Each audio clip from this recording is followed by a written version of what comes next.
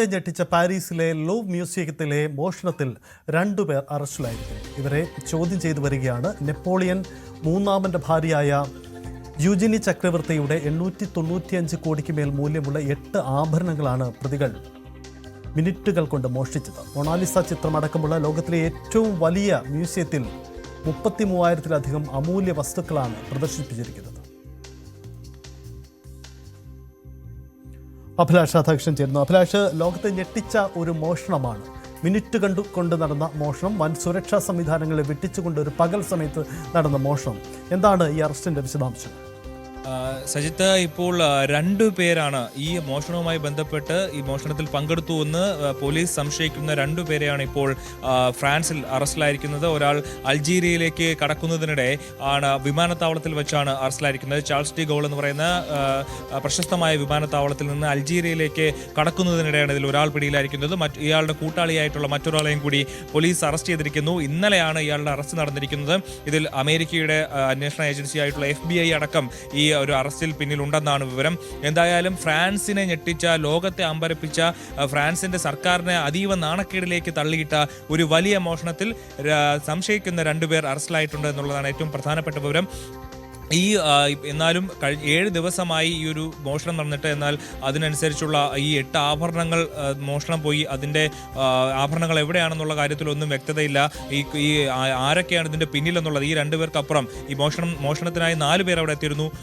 ഇപ്പോൾ 2 പേരാണ് അറസ്റ്റിലായിരിക്കുന്നത്. ബാക്കിയുള്ളവർ ആരൊക്കെയാണ്, ഇതിൻ്റെ പിന്നിൽ എന്തെങ്കിലും വലിയ ഗൂഢാലോചനകൾ നടന്നിട്ടുണ്ടോ തുടങ്ങിയിട്ടുള്ള കാര്യങ്ങളൊന്നും വ്യക്തതയില്ല. കാരണം ലോകത്തെ ഏറ്റവും വലിയ ഒരു മ്യൂസിയമാണിത്.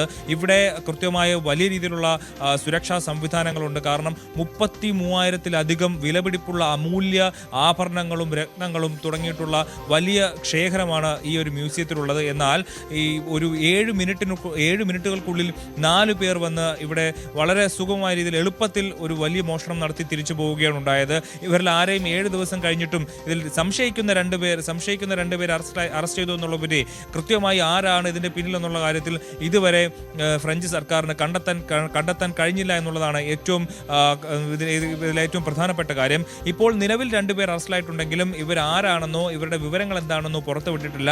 എന്തായാലും ശനിയാഴ്ച മുതൽ, അതായത് ഇന്നലെ മുതൽ അടുത്ത 96 മണിക്കൂർ വരെ ഫ്രഞ്ച് പോലീസിന്റെ കസ്റ്റഡിയിലായിരിക്കും ഇവരുടെ ചോദ്യം ചെയ്യൽ നടന്നുകൊണ്ടിരിക്കുകയാണ്. ഇതിൽ FBI അടക്കമുള്ള വലിയ ഏജൻസികളുടെ ഉദ്യോഗസ്ഥരും ഈ ചോദ്യം ചെയ്യലിൽ പങ്കെടുക്കുമെന്നുള്ളതാണ് വിവരം. 895 കോടി രൂപ വില വരുന്ന ആഭരണങ്ങളാണ് ഇവരുടെ കയ്യിലുള്ളത്. ഇവർ ഇത് എന്തെങ്കിലും ചെയ്തിട്ടുണ്ടോ, ആർക്കെങ്കിലും മറിച്ചു വിട്ടിട്ടുണ്ടോ, ഇതിനെ ഉരുക്കി മറ്റേതെങ്കിലും രൂപത്തിലാക്കിയിട്ടുണ്ടോ എന്നുള്ള കാര്യത്തിലൊന്നും വ്യക്തതയില്ല. അങ്ങനെയാണെങ്കിൽ വലിയ രീതിയിലുള്ള നാണക്കേടായിരിക്കും ഉണ്ടായിരിക്കുക. കാരണം നൂറ്റാണ്ടുകൾ പഴക്കമുള്ള നെപ്പോളിയന്റെ ഭാര്യയായിട്ടുള്ള അവരുടെ ആഭരണങ്ങളാണ് ഇപ്പോൾ കളവ് പോയിരിക്കുന്നത്. 895 കോടി രൂപ വില മതിക്കുന്നതാണ്. അതിൽ നെക്ലേസുകളും കിരീടങ്ങളും അടക്കമാണ് ഇവർ മോഷ്ടിച്ചുകൊണ്ട് പോയിരിക്കുന്നത്. ഇവർ ആകെ 9 ആഭരണങ്ങളാണ് മോഷ്ടിച്ചത്. അതിൽ 8 എണ്ണമാണ് അവർക്ക് കൈക്കലാക്കാൻ കഴിഞ്ഞത്. ഒരു ആഭരണം ഇവർ തിരിച്ച് ഓടുന്നതിനിടെ ഇവരുടെ കയ്യിൽ നിന്ന് താഴെ വീഴുകയും അത് സെക്യൂരിറ്റിക്കാർ സൂക്ഷിച്ച് തിരികെ മ്യൂസിയത്തിൽ എത്തിക്കുകയും ചെയ്തു.